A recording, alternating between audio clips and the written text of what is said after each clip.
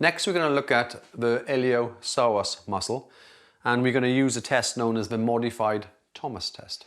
What we're going to get the patient to do is sit right on the edge of a couch, and then I'm going to get the patient to slowly lift up your right knee, please. Hold it with both hands, and I will guide them back and place the head onto the pillow. And what we're going to do is we're going to look at the position of a hip and the position of a knee, and the position of a knee to the position of an ankle.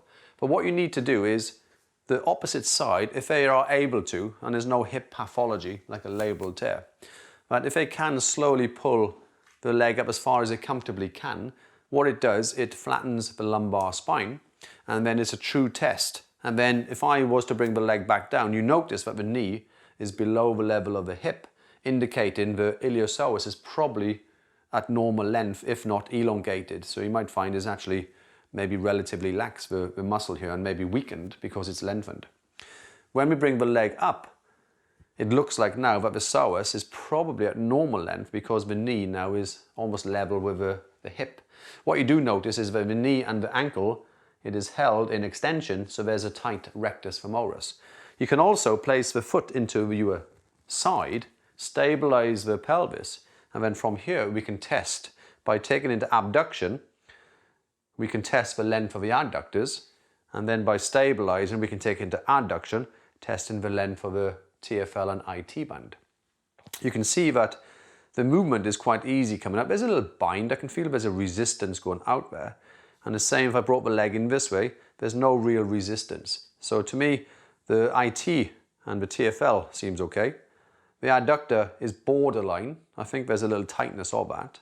The rec fem is a little bit tight, but psoas is actually, the length is actually okay. So in this case, I have to be a little bit careful about lengthening the psoas because I don't want to make it even longer. So what we're going to do to start with, technique one could be the patient can hold the leg up in this position here. That in itself will activate the psoas muscle. And after 10 seconds, they can use a resistance if you want. We'll come on to that. Take a breath in. And as they breathe out, just let gravity do the work because the leg is surprisingly heavy and gravity will slowly assist in lengthening. And then gently I can apply a downward pressure. Please don't force the psoas lengthening because it's a reactive muscle. I don't think it likes too aggressive lengthening. If they want to, rather than me pushing, I can say to my patient, if she slowly pulls the leg in, she will feel a little bit more. Be careful on pulling. So they will feel a little bit in this area. And if she wants a little bit less, she can actually ease off. Let me repeat again. It is probably more comfortable for the patient to come off the point of bind. They hold, take a breath in. They can push towards the ceiling gently. So she's activating the iliopsoas muscle. After the 10-second contracture, they relax, they take a breath in. And then the leg, through use of gravity, is going to lower. And then you can apply pressure. I'm not going to do too much pressure here because it's not particularly tight. And if they want to, they can breathe in. And they can control how much lengthening they want by pulling in. And if she wants a little bit less, she can ease off by doing that one. One more thing about the psoas. If it's chronically tight, the patient, let's say for instance, the leg is held here.